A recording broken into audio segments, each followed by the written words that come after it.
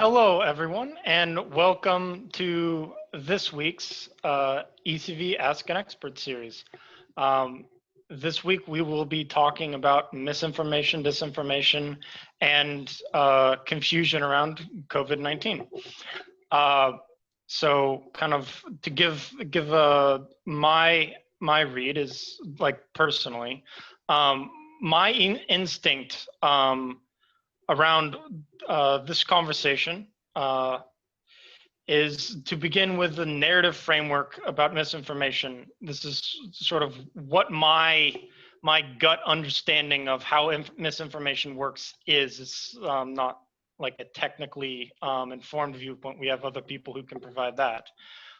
In my own interaction with the internet, there are two significant kinds of misinformation narratives, like how they play out, meaning narrative, that I've put together for myself for my own understanding.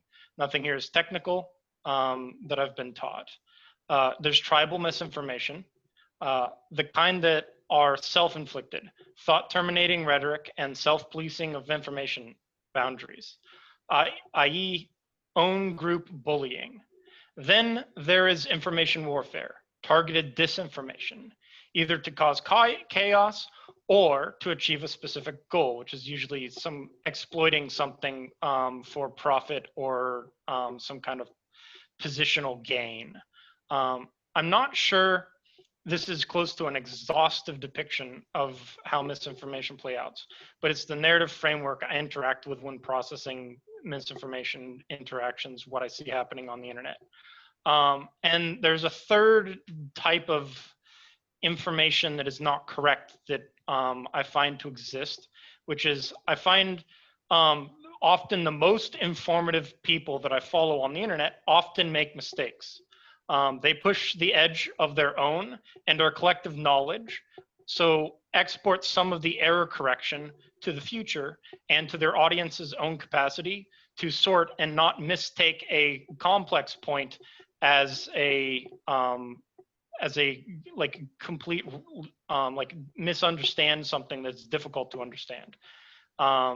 So I don't like lies, but people who see lies everywhere else rarely seem to see their own errors. So the people who are over harsh sometimes I find to be the most misinformed, but that is difficult to separate from critique, and so listening to critique is important. Anyways, that's my position, but I would like the panelists to critique what I've said if they'd like, or to provide additional frame and understanding to what I've described here. Does anyone want to begin? Stephanie? Or Sarah, go ahead. I was just going to say regarding the disinformation, I think one of the important things is to distinguish between misinformation and disinformation. Misinformation is basically it's false or inaccurate information, but there's no intent behind it. Whereas disinformation is shared like with an intent to cause discord, cause confusion, et cetera, et cetera. So disinformation is basically misinformation shared with the intent of causing disarray. And so that's the main difference between them. And when it comes to the COVID stuff, there's a lot of misinformation, which is basically people who are just misinformed, who just, they're sharing the information because they want to help people in their minds, but they are totally off base.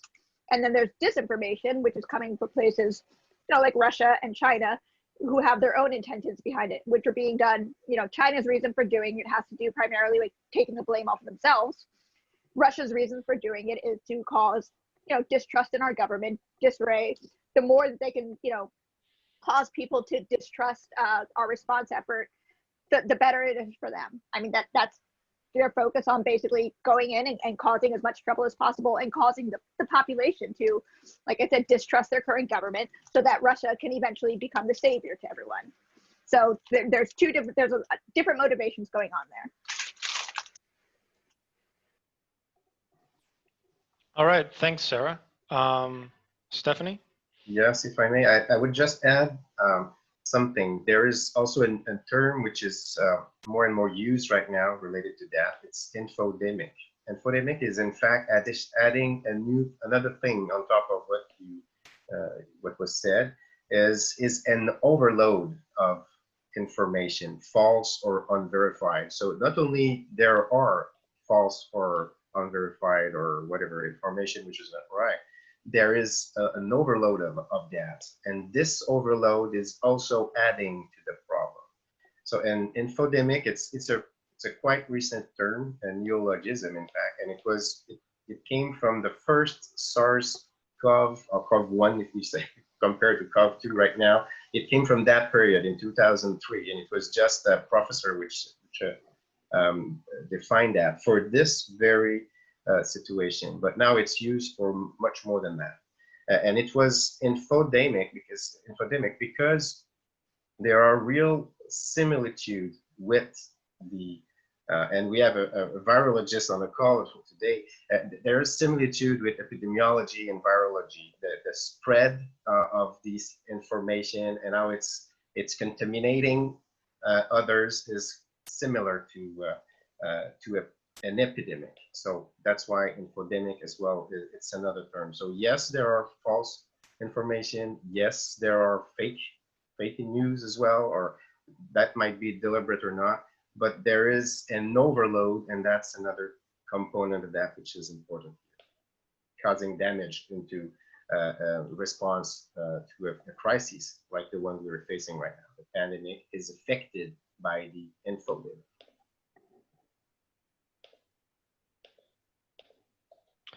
Thanks, Stefan. I seem to have mispronounced that. I apologize.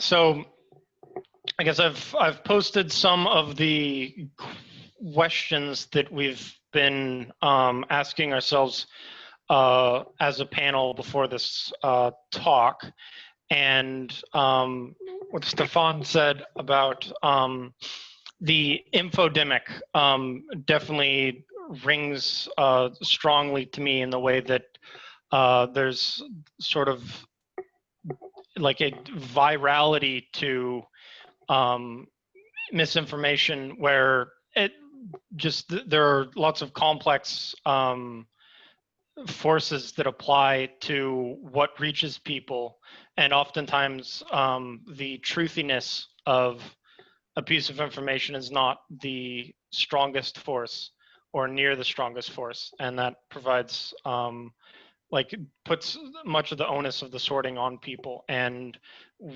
so part of it might be to give some people some good tools to sort the knowledge, but also to provide them with what we have found to be the most reliable knowledge on COVID-19. So on the what we know to are there any heuristics which you guys think are useful to have in mind when getting information? Like, the source, is the source trustworthy? How do you ascertain whether a source is trustworthy or not? That might be a good place to start on the heuristic side. Gary? I'll give two hopefully short, simple answers to that one. One heuristic I rely on is concordance. If I'm finding something that seems to make a lot of sense from multiple sources, and particularly if the multiple sources come from different directions, but all still point toward the same data, then I'm more likely to trust that data. So sometimes that's called concordance, when things fit together. And the other one is if it's logical, if it holds together. So some of the ideas out there, like that certain things are some big conspiracy, say for example by a US political party, well, that fails the test of logic of why would the world let it be so impacted by one, say, US political party. Or sometimes we find other logical gaps in some of the misinformation or disinformation that's out there. I'll start off with that. Thanks. Thanks, Gary. That's really helpful. Go ahead, Jeremy. I would also like to say here that, one of the things that I think is incredibly useful is that, a pandemic is not an easy or simple thing to fix. So if you have somebody that's telling you, oh, there's this great, really simple way that we can stop transmission, that we can, you know, cure everybody, that you can prevent getting sick. Well, if it sounds good, too good to be true, it probably is. This is not a simple problem, and the solutions are not going to be simple. And, you know, I think this is a problem because we want a simple solution. Everybody is afraid. Everybody is suffering. They want something that will help fix it. And they want that definitive answer. And so if somebody goes and posts online with a definitive, quick solution, well, that's so much more appealing than what the scientists are saying, of saying, well, we don't really know. It's a difficult situation, and we're all going to have to work really hard and, you know, work really hard. You know, that's not a really appealing solution, but it's something to keep in mind, is that if it sounds too good to be true, it probably is. I can say something about, you know, in terms of how do you figure out what a reputable source is. There are a number of websites these days that are devoted to basically, you know, helping you figure out on your own whether or not something is an accurate news source. Teaching you how to start reading things in a way where you can, you know, really quickly identify for yourself if this is a piece of misinformation, if this has been totally debunked, etc. So I can post a list of tools when we're done with this if people are interested in that. That would definitely be helpful, I think. There is, I think, in the interest of being, I guess the word would be steel manning, many of the, say, very skeptical people who are very skeptical of, say, the pandemic or of authoritative sources, is that there is a tendency of some authoritative sources to avoid certain narratives that that cause lots of trouble. Say, like, vaccines aren't perfectly safe; they're very safe, as we talked about in our virology talk, and they're certainly far better for everyone involved than having the diseases that the vaccines prevent spreading through society. But the absence of clear communication on that, because communication on that being clear and accurate actually causes problems. It makes it more difficult in perhaps the short term to deploy vaccines effectively and to prevent the spread of diseases, that it creates this information gap can be filled with the imagination of the people who end up becoming anti-vaxxers in this example.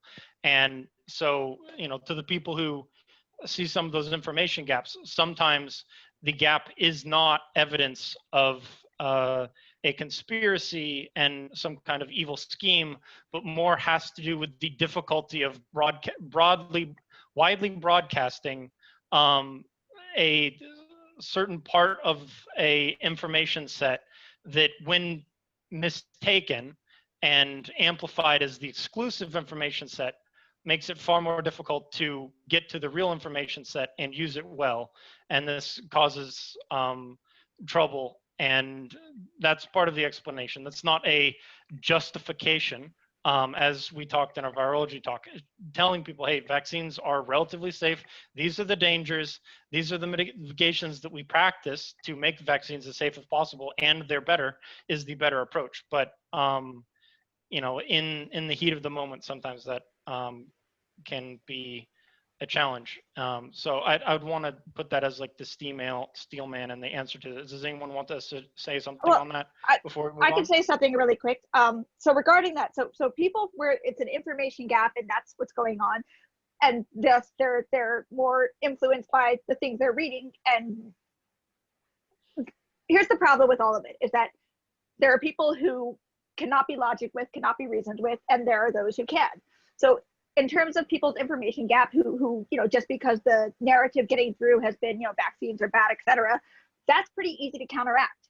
It's very easy to figure out, you know, you can easily characterize the people who are receiving that information and who are starting to believe it. And, you know, as long as they're people who are reasonable. And if it's simply because other information is getting through, you can create a counter message to that targets those specific types of people. So you can do a whole social network analysis and you can literally identify the trends of the type of people who seem to be more receptive to certain things. And when it comes to vaccines, if it's not that they believe in conspiracy theories, but just that, the other message regarding vaccines and how they are better for things hasn't gotten through, that is something that can be counteracted more so than trying to convince people who believe in conspiracy theories that they're wrong.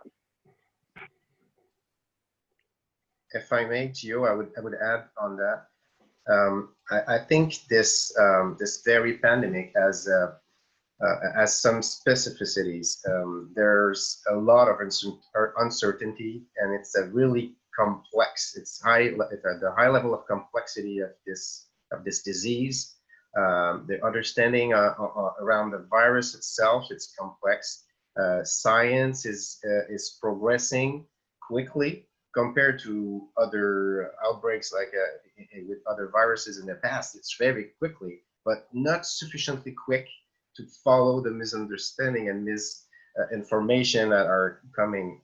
So this is fueling essentially the misinformation production and also a lot of conspiracy theory, and it's kind of growing. And we see on the information side, a bit like we see on the virus itself side, we see spreaders of misinformation and even super spreaders of misinformation, and that's a really big challenge to do, to in fact play on that front as well as on the other.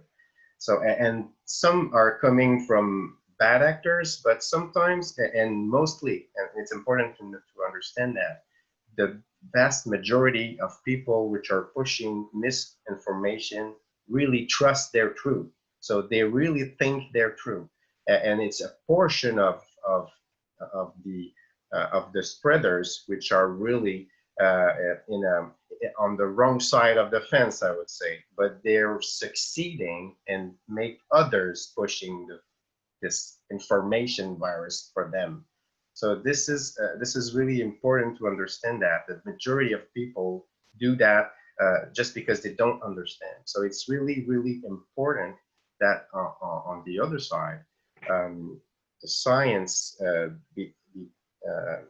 stay as a trusted party, is kept as a trusted party, because it's absolutely a key thing for people to understand what's really happening, because then they will start, or I should say, they would stop trusting information which is incomplete, which is false, which is sometimes with just a grain of truth, but a big portion of falsehood. It's completely reversing the impact of this information. So it's really important to get that the majority of persons which are spreading, a bit like it's the same thing for a virus. Those who are spreading not necessarily understand they're spreading when they're doing it, but they don't see it. It's exactly the same thing with information.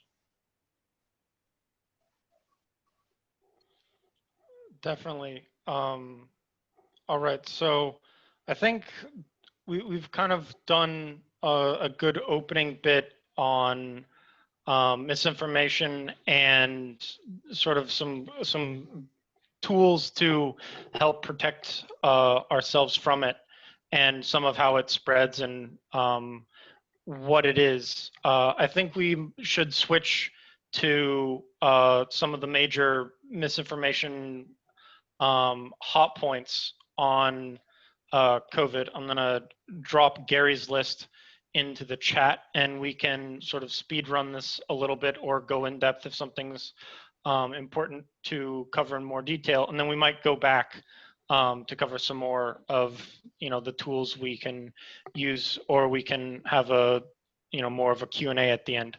Does that sound good to everyone? All right. So first on the list is fatalism. We're all going to be exposed. So why are we going through all the pain of trying to fight the virus? It's sort of the... I can jump right in for that one. Go ahead, Jeremy. This was, what we've heard so much about, the herd immunity argument, and let's just let people be exposed and we're all going to get there eventually. So let's just get it done with. And then we don't have to lock down. We don't have to do anything. And, first of all, well, that's been proven because, when you looked at countries that had a much more relaxed and didn't do lockdowns, you didn't get anywhere near the level of population infection that would be anywhere close to herd immunity. So, you were talking about Sweden having maybe 5% per infection of the general population and maybe up to 10 to 11% in city areas. This is actually very similar to what you've seen in countries that had strong lockdowns. So, which is far below the level of just everybody getting the virus. So I think this really shows, you don't need to let everybody get the virus to get the outbreaks under control. A lot of these countries really slowed the spread with hardy lockdowns without having to get anywhere near everybody infected. And then you save all of these lives, you save all of these hospitalizations, and how many people that would be suffering from long COVID now are not because they never got infected. So, I think we've had some good examples of saying that we're nowhere near that. So, this is one where I've gotten beat up a little bit by my own fatalism of this emotionally over the past couple months, because I feel like in the very, very beginning, this was by far the most frustrating argument, because it makes no sense in the beginning to be fatalistic. If you look at some of the nations that were early reactors, like South Korea, China, New Zealand, and some others, they've had a completely different story of COVID than sort of the more late reactors like the US or the UK. And those have a different story from, the Sweden, which is sort of the nominal example of people who tried a non-reaction isn't quite the right way to describe their strategy, but a weak reaction. And early on, fatalism was different. So what about sort of like now fatalism, like the fatalism of now that, even I personally am kind of struggling with, versus the early fatalism, which to me was completely and clearly insane, sort of, they don't do anything, herd immunity sake. We should have been more aggressive in the beginning, and that's a lesson that we should learn going forward, even in this pandemic, but in future pandemics, certainly. But sort of COVID, now we've been doing this for 6 months. We really haven't got the disease stopped in like the US, for example. And sort of there's a defeatism that, I think is kind of growing, even in people who were, very aggressive about the disease early. And, what is the thinking that we might be able to have about that that's more thought through than just like, oh, throw up your hands and give up, or sort of, see, I told you so, we couldn't do anything, which is a very frustrating thing to encounter even now. I'd like, to kind of think about that a little bit more. Sorry if this is a mess trying to speak, but I'm trying to sort of lay out what I've felt. Does anyone, Gary? Well, this is not going to be popular, but we need to be grown-ups. We need to buck up and continue to fight the illness. If you look at the real reasons to throw up our hands and do nothing, there's some economic arguments, but they're specious, because the economic arguments would be as if we could somehow ignore the pandemic and be back to a world that had no pandemic. When people talk about the suicide rate or some of the other factors that are incurred by some of the non-pharmacologic interventions, the tough sacrifices that do have to be made to continue to fight the pandemic, they're comparing that to a world where there is no pandemic. And that world doesn't exist. If we throw up our hands and do nothing, we don't suddenly get the world where there's no pandemic. So that's fantasy based, and that's not what grown-ups do. We've got responsibility to ourselves and to each other, not to just throw up our hands. We've got responsibilities to the elderly and to the infirm and long-term care facilities to not expose them to 20 to 40% death rates. Is that about right, Stefan? We've got responsibilities not to send school-age children into chance of getting multi-inflammatory disease and all the other consequences of putting children in high population mixing situations. Those are responsibilities. They're not easy, but they can't just be sort of abdicated right now. That's my opinion, for what it's worth. I can add a bit on that, and absolutely agree with Gary on that. And this is a good example to where we can apply. We all know debunking fake news and stuff like that, but now there is a new way to operate against misinformation. It's pre-bunking.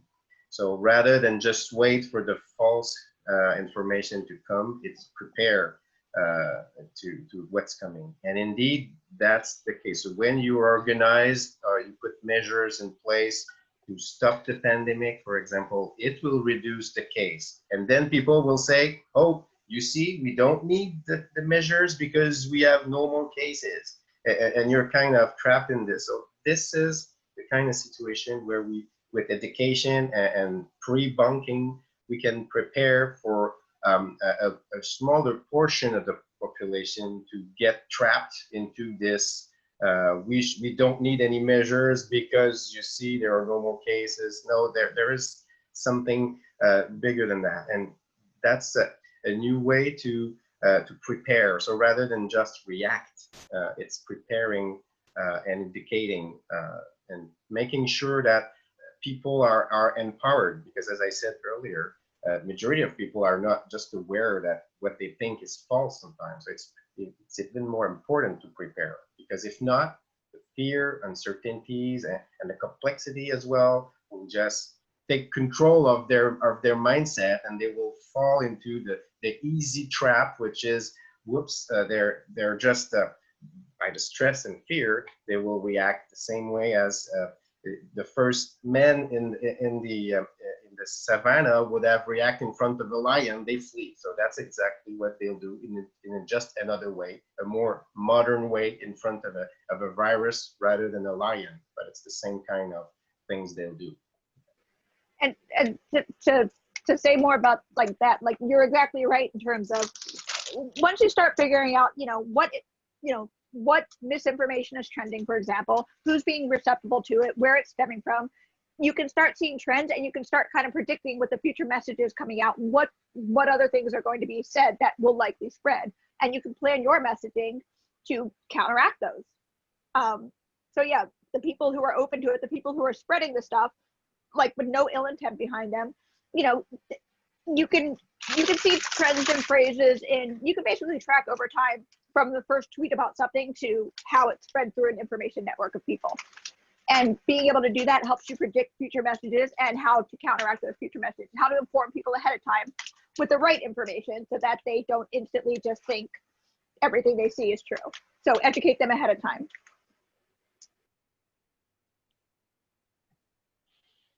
All right, so the next question is pretty well related, which is pandemic is somebody else's problem, and I think maybe it's corollary is the correct term to this, which is the personal responsibility vortex, which is sort of, I personally need everything, it's the telling other people that you need to do everything to stop the pandemic, and that it's not the responsibility of society to help stop the pandemic, which is kind of the thing that goes along with it's somebody else's problem, so they need to go stop the thing, and I can go to the bar without a mask on, and it's not doing any harm. Those, I think, dance with each other, and that might be the kind of thing that we should address.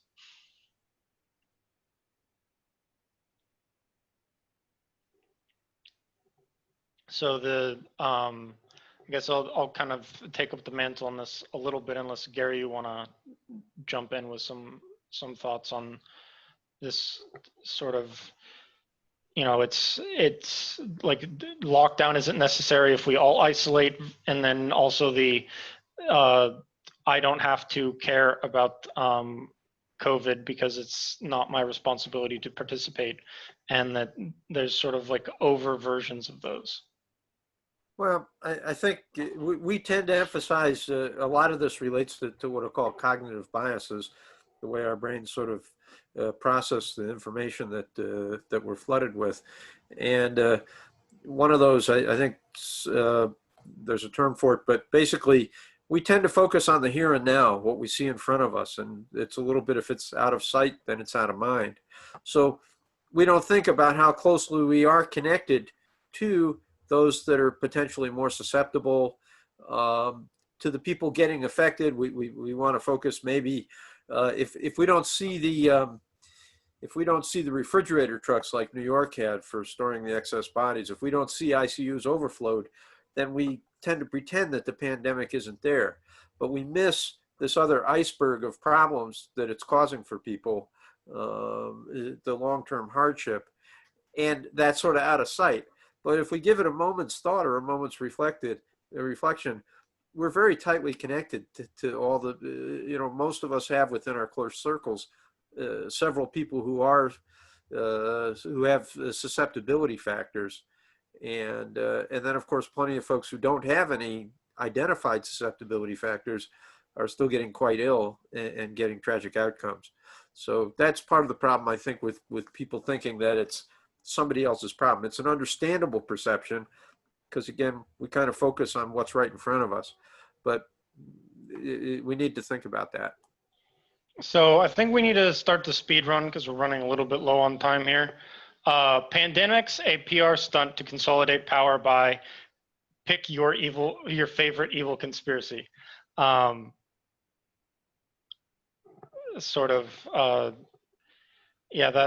it's global, which debunks the evil conspiracy here, and it's taken seriously by people who wouldn't be part of a global conspiracy elsewhere. And so I think that there's a pretty strong, there would be some sore thumb if it were either a global conspiracy or a local conspiracy. That's my first, bit of heuristic for that. But, that one may take a bit to unpack because everybody's got their favorite version, and to try and debunk all of them consumes too much time. Pandemic's a pharmaceutical company ploy. Jeremy, you would probably be the one to take this if you want to drop a sentence or two.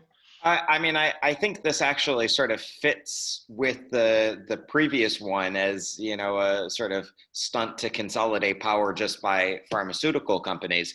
But, I would say it's like, well, yes, like pharmaceutical companies are poised to deliver something that is incredibly important for this pandemic. But, this has multiple different flavors. Are you talking about a conspiracy theory where you're saying the pharmaceutical companies actually, developed this so that then they could go market a cure? Or are they saying that pharmaceutical companies are promoting this as a bigger problem than it is so that then they can make more money on the cure or the vaccine, which I think is what is the more common sort of argument here. And I think this is just an example of people see what is around them. So like Gary just said, if you're in New York City and you're seeing freezers and refrigerated trucks filled with body bags, chances are you're not going to be sitting there saying, this is just a ploy and they're just making it sound like it's worse than it is.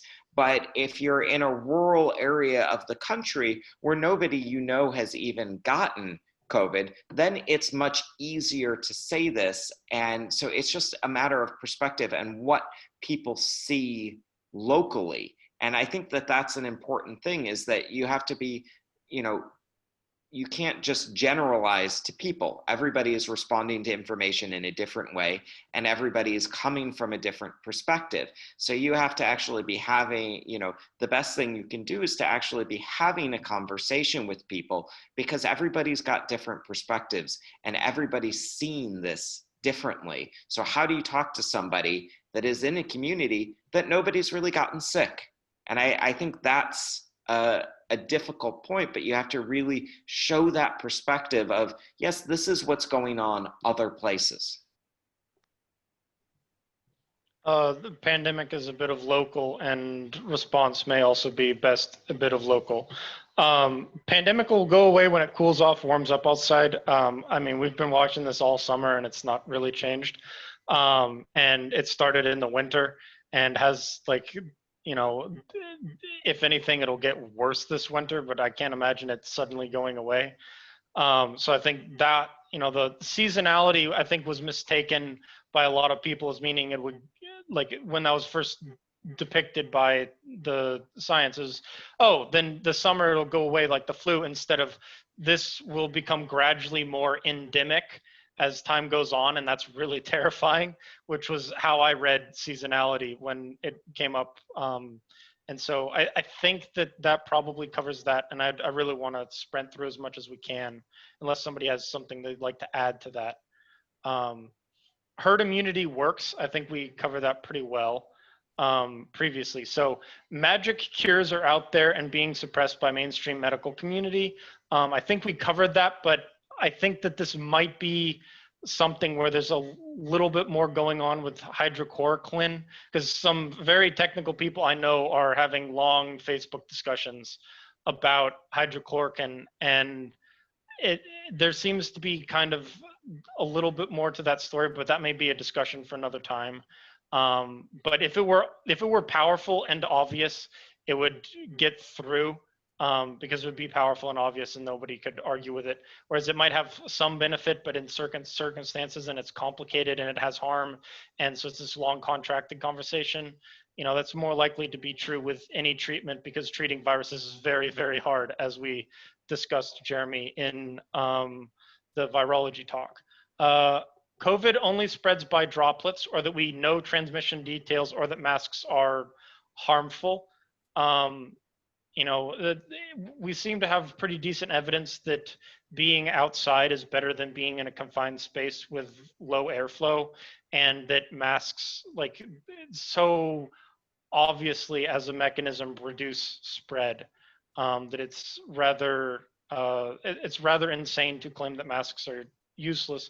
There is, however, some evidence that I've seen that very ineffective masks, like say a cotton shirt or something, may reduce the total amount of virus expelled, because it'll filter and capture some of it, but might cause these smaller droplets or large droplets to splinter when it sort of like hits the material and causes it to burst. I don't know the fluid dynamics of particles that small and how strong the magnetic effect of water and stuff is. So that may be more technical, but there is a story that better masks are better, that I think is very real, and get the best mask you can and use your mask properly is all really good advice. But don't wear masks because they're harmful is very bad advice. And if you want to get very detailed past the heuristics that are those sort of stories, then there may be some more detail, but don't take that detail as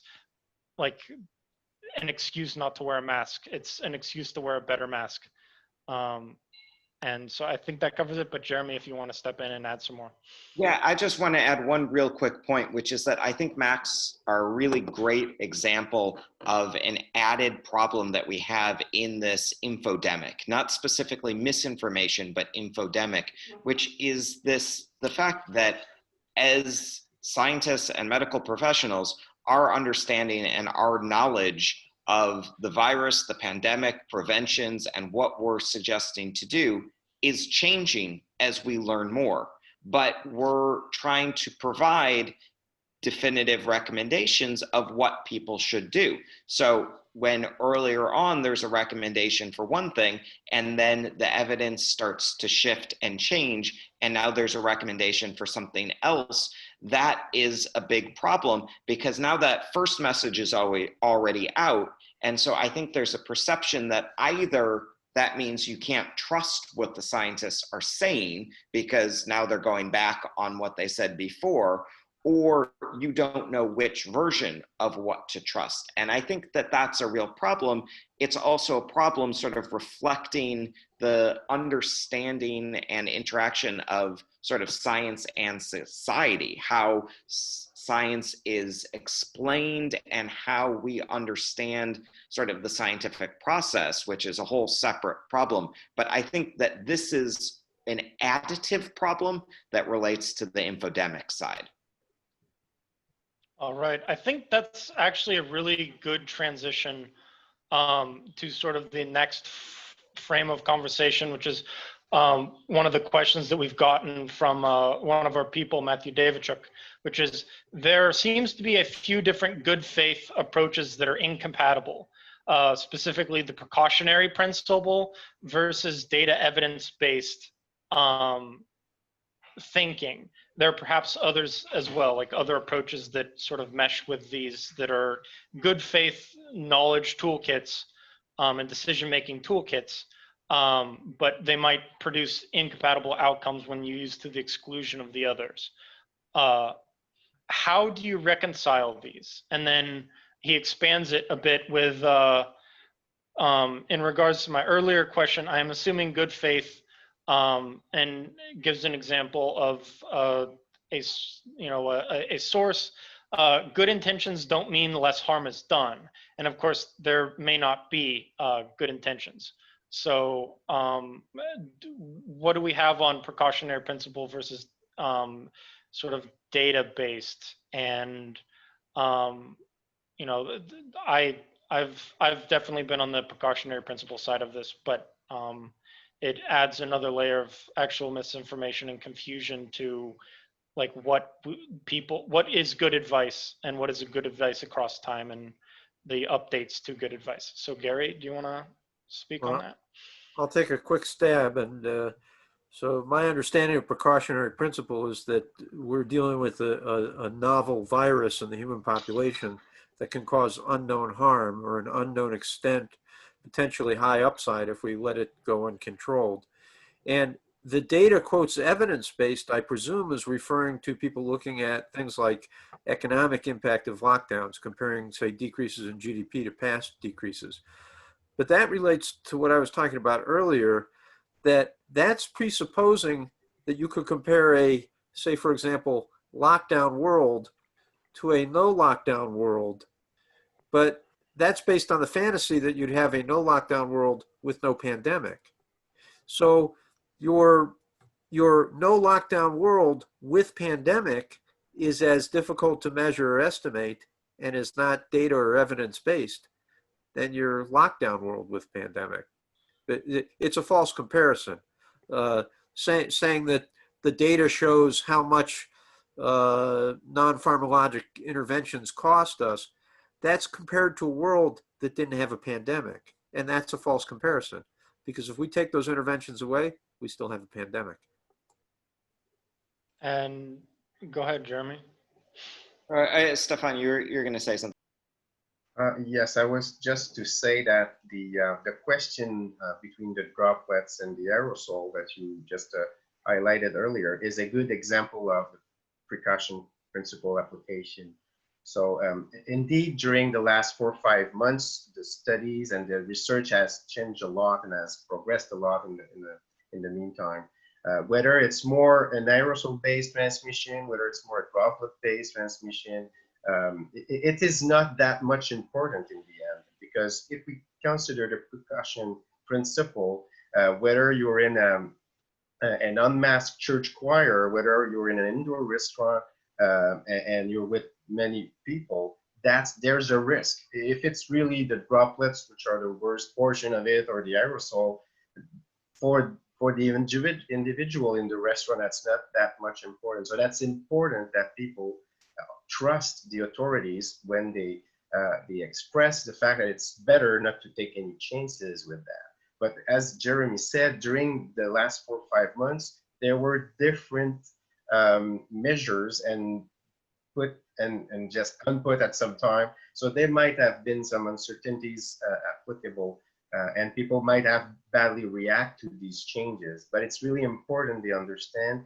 and the authorities are behaving the same way, that they understand that it's much better not to take chances with the life of their close relative. But not only that, as Gary said, as soon as you see freezer truck in the street and no more to carry ice cream, you might feel that it's much more important than just your own personal life. It's affected your community. It's affecting your community. It is affecting your area, your country, etc. So precaution is a key item here, and it's a key item in the education. That's one of the key things to do in the education against misinformation. Precaution, it's an important feature of that. And I'd just say that I don't think the two approaches are incompatible at all, as long as we are upfront with what we actually don't know. Because as long as we're upfront with what we don't know, then we can use the evidence that we do know. And then for what we don't know, which unfortunately is the majority of things right now, then we use precaution because we don't know for sure. So as long as we're clear of what we actually know versus what we don't know, then the two approaches are not incompatible at all.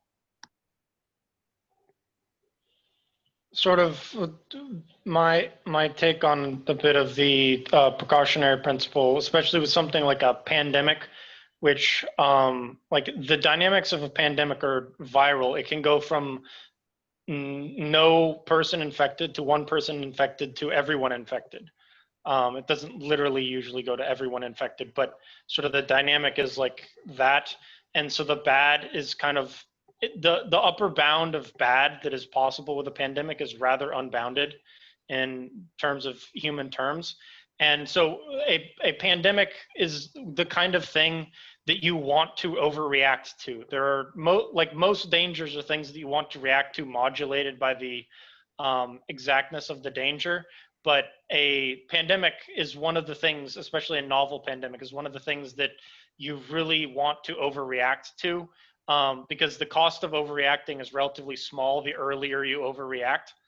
But the cost of trying to modulate your reaction to the severity of the potential to try and optimize for the cost of overreacting, because if you can optimize so that your reaction is less than an overreaction, you have less cost, you win a small amount. But you ignore the risk of making a mistake during your modulation and then having a catastrophic downside. And catastrophic downsides are the things that we should avoid. And pandemics are one of the things that have catastrophic downsides. They can collapse civilizations. That is one of the things that we should be very worried about, is pandemics are one of the things that can destroy functional human life on such a scale that it can disrupt everything that keeps the world working. And the bubonic plague is a really good example of just how terrifying a pandemic can be, and it can last hundreds of years with no solution. And that may not be what we're facing here, but biological weapons are a real thing, and so we should really be very serious about preventing pandemics, and perhaps even designing the way that the world works to reduce the risk of something going from a few hundred people infected in a large urban center to the entire world infected over the course of everywhere in the world over the course of a couple months. This is really it's so terrifying to me, and people I don't think necessarily see that. This is the dry run for the worst pandemic, and we failed the dry run. That's a bit of my fatalism again, but I'm sorry about that. But that's sort of precautionary principle. I'm very serious about that with pandemics, and I guess I kind of ranted a little bit, so sorry. But we have 5 minutes left. So if anyone on our panel would like to rant as I have, as sort of a closing comments, I would very much welcome you guys to speak the piece that you would like to speak. Well, I'd just like to agree with you there, Gio, that, you know, it's not exactly misinformation or disinformation, but, you know, this has not been the first pandemic, and this will not be the last pandemic. And, you know, we were not prepared enough for this one. So are we actually going to learn for this? Are we actually going to be prepared, both in terms of the infodemic that comes along with the pandemic or not? I think we need to remember that even after we're done with this pandemic, that we can't be done.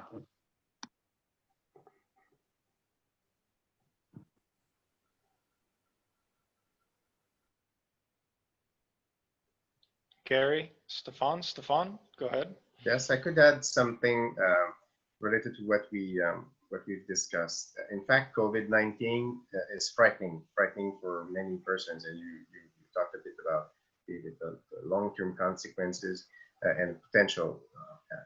So it's normal that people are feeling overwhelmed sometimes, and they try to negate, or they try to flee, as I said earlier, or they try to change the narrative just to be able to keep with that.